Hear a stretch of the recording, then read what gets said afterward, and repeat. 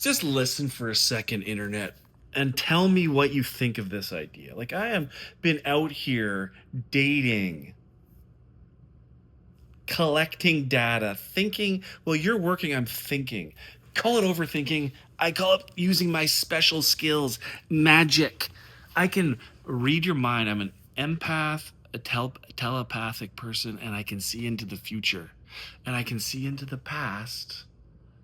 And I can put that all together and figure out exactly why. And then you don't want to listen to me. Okay, it's your journey. But there's nothing wrong with you telling me, Chris, you're being too excited. Oh, okay. Chris, slow down. Okay, no problem. Chris, you're not listening. Okay. But then when I go, hey, insert the 150 women that I've dated over the last 4 years, first dates, insert your name and go, hey, when I called you up or called you out, you took it as shame. Kill your ego. You took it as like, oh, I am sick of people flipping my words because you read it in a text in the voice that you hear in your head. Now, I am also an idiot at times and can be super passionate. And I'll come at you with the tongue of a fucking rattlesnake. It'll, like, it's a python. It's a Pope's Pit viper. When I was in Singapore, there was this snake up in the tree. And we were baptizing. That means, like, bringing some people into the LDS faith. And there was a pit viper in the tree. My buddy got a cane and fucking killed it. It was like, we put it in our freezer. Anyways, my words can come out that way when you're not listening, and it's like, okay, I grew up where you listen to a king, to a man, to a fellow beautiful human who is so grounded at times. I don't know. I've fucked it up too. I mean, but I want my person to go, hey, you're fucking it up, but I love you. Oh, my feelings get hurt. Well, then go back to like where feelings don't matter. I am a robot. My feelings, you're hurting my feelings. You're hurting my feeling. No, I'm telling you a mirror. I'm putting a fucking mirror up to your actions. Oh, it hurts when you say that to me. Not my problem. That's your problem. Go and heal yourself. Don't always be healing. Don't always be going off to retreats and if you want to be a monk, be a fucking monk. But if you want to live in the human world and have human experiences and be vulnerable, you got to jump off the fucking cliff. You got to take your parachute out of the plane and jump out of that plane and trust that that parachute's going to pick you up. You know, that's probably why I don't parachute. It's like 313 pounds. That's fucking So, like, what is it that you need from your person that you're dating to qualify to catch you? If you're too fat, they're not going to be able to catch you because you're going to be dead. So, like, be healthy. That's a quality. And if you're fat, that's not a shame thing because some hot girl never ate her whole life or ever had that issue to deal with. But then one fat chick did. So now it's time to say, no, I'm going to protect that body, that beautiful, sexy, big, luscious body. Like, people are like, oh, have you ever had sex with a big person? I have no type. You're big, you're small, you're Asian, you're black, you're Indian, First Nations, Caucasian, American, Mexican, the Spanish.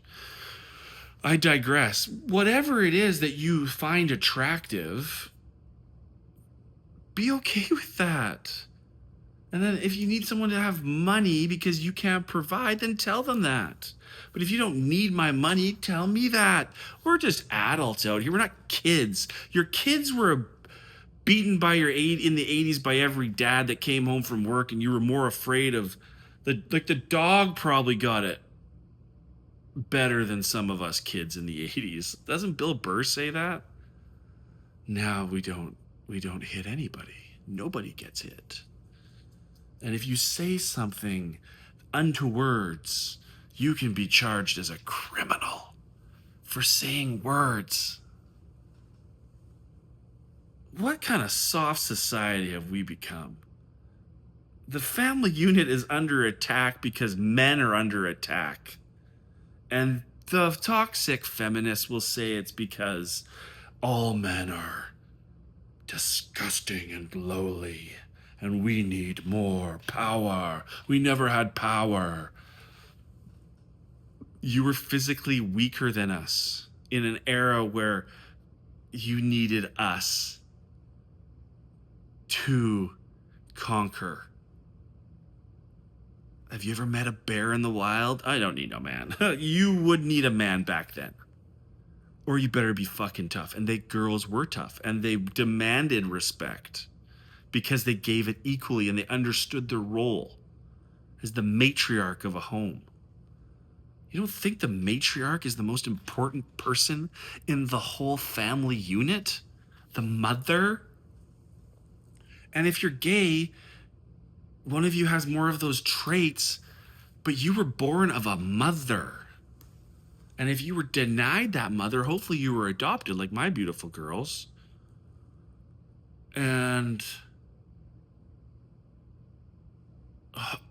were loved by a mother. Oh, my mom loving me the way she loved me growing up. Amazing. Beautiful. Difficult. Apparently, I got pickles poured on my head. I was a tough kid. I had ADHD. And I was what's like an octagon? Like an octagon in a round hole? Like, I was not fitting into anybody's normal. I'm never going to fit into your normal. Why would I want to be like you? Oh, you work every day. You're worried about everything. Oh, when you let fear come in, sheesh, it wrecks things. And I've been guilty of that this 4 years when my kids don't get given to me. I've never seen red like that before. Like, I'm sorry, those are my children. I'm a man. I don't need police, and I don't need anybody getting in my fucking way of me taking care of my children. I don't need courts. I am a dad that loves. I've coached most of the people's kids in this town. Everyone knows how good of a parent figure I am. And that doesn't mean that my kid's not going to make his own decisions. And they're going to be difficult. But I'm going to watch him and coach him through it. It's not my job to protect you to the point where I am having to physically restrain you and put you into a closet. Oh, that might have happened to some of us in the 80s. Your reality and my reality are two different things. But you got to find somebody that wants to stay, that wants to go, hey, I'm an anxious attachment style. Welcome to the relationship. I am a recovering anxious attachment, leaning secure if I find my voice in relationships, because I find it in business. I find it in friendship. But when I am in a loving relationship and I have to trust, then I expect trust to be given back equally. And I didn't realize I had to set a boundary around that. And now I'm going to, because I had a beautiful relationship for 6 months and I let those old habits destroy where I should have just said, hey, peace is here. I am consistent. I am compassionate. I'm kind. I'm generous. I'm all the things.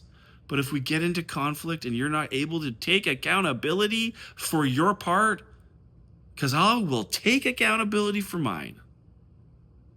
I will, and I do. I apologize all the time, and I change, and I try harder, and I ask for communication. No, I can't talk, so we'll just text. I can't hold, Chris. Hold the line. Oh, I can't hold that line. Why would I? We never had that problem when things were going well. Nothing I'm doing is purposely to hurt you. It's from your past. I'm not your past. I'm your present, your future, your everything. Because that's how you are to me. That is how you are to me. That's true love. And if you can't hear it and it's abusive, fuck that. What's abusive is saying, I'm not going to talk to you. You're going to take love away from me? Just because love was taken away from you does not mean that we should take love away from each other in a healthy relationship. Who wants to hear that? What Karen in the background had the shittiest of upbringings, and then everything terrifies them. They're afraid they have to have so much control. Oh, my feelings are hurt. I'm going to explode. Yeah, that's called trauma. Work through it. I've had to. 8 years. 8 years of therapy. I've listened to all of you guys. And I'm finally realizing now, it's like, fuck. I'm fucking magic. I am magic. And so are you if you're in my life. And if you can't handle that magic, go learn how to wield it, because I'm only looking for fucking 10s. Oh, don't use numbers. Fuck you. I'll use the numbers. I love the numbers. I got a list. I've got 20 out of a manifesto of what I want in a partner, and it's what I want to be myself. And it's time to finally have the confidence. Like my buddy was saying to me, Chris, at what point do you realize how fucking cool you are? I'm like, what do you mean? He's like, dude, you work 90 days a year. You've lost most of your money because of fighting to try and have a kid, and you've screwed up, and you still wake up every day. You have a great face card. Don't be gay with me. Do it. Keep going. You're a bear, you're a big powerful man. I'm like, fuck yeah. Okay, then act that way. So there's so many things though, you know what I mean, where you're just not in that way of thinking. Anyways, screwed up another relationship. Whoops. Let the anxious one get in, I guess, but I think I have to learn to set a boundary. The boundary gets set. Stay if you want, because it's going to be amazing. And if you can't, I don't know. I guess there's someone better out there that can handle whatever this is. I don't like it.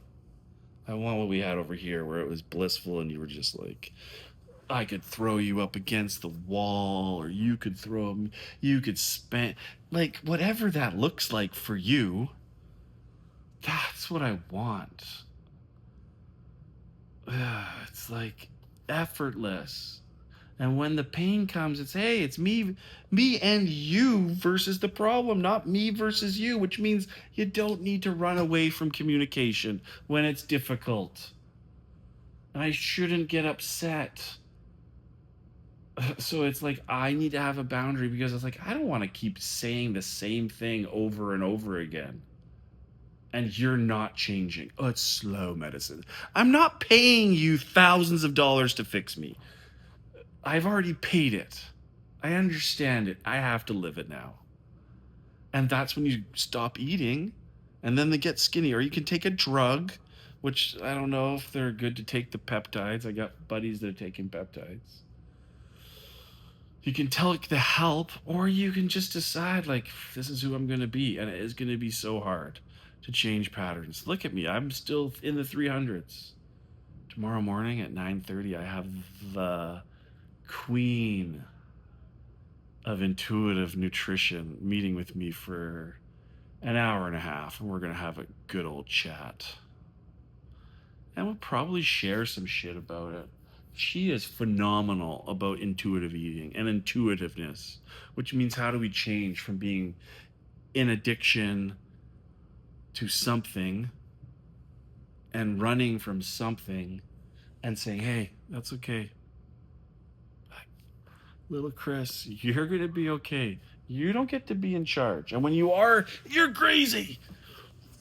You're hurtful because you're too direct. It's like, sorry. At what point did I have to consider your feelings when you stopped considering mine?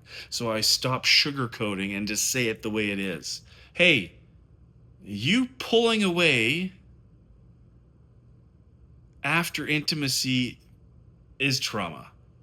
That's trauma. Me telling you that you're doing it is called accountability. Oh, you told me what I just did. Yeah, I mirrored it for you. And me calling you up on it isn't more trauma. That's called me being a man. I'm the leader and I'm the provider and I'm the protector of this family that we're going to create this beautiful. And your luteal phase and moon phase and period phase and full moon and whatever, because we're all water. You don't want to feel emotions? Listen to daddy. A good dad. Come let me give you a hug.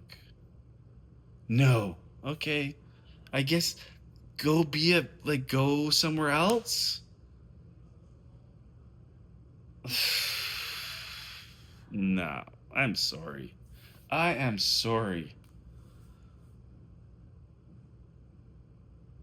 You just don't get to do those tactics in a healthy relationship. And if you're going to continue, I need to leave. But then I always feel guilty about saying that because then they never come back. But again, Chris, who's saying that to me? My friend Chicken Burger? Which friend hasn't told me, Chris? Just tell him it's okay to leave. Because the right one just gobbles you up in all the 10, 20, 50 categories. Okay, story time with Chris out. I wonder if people will watch 16 minutes and 45, 46, 47. Like, don't be too real on the reels.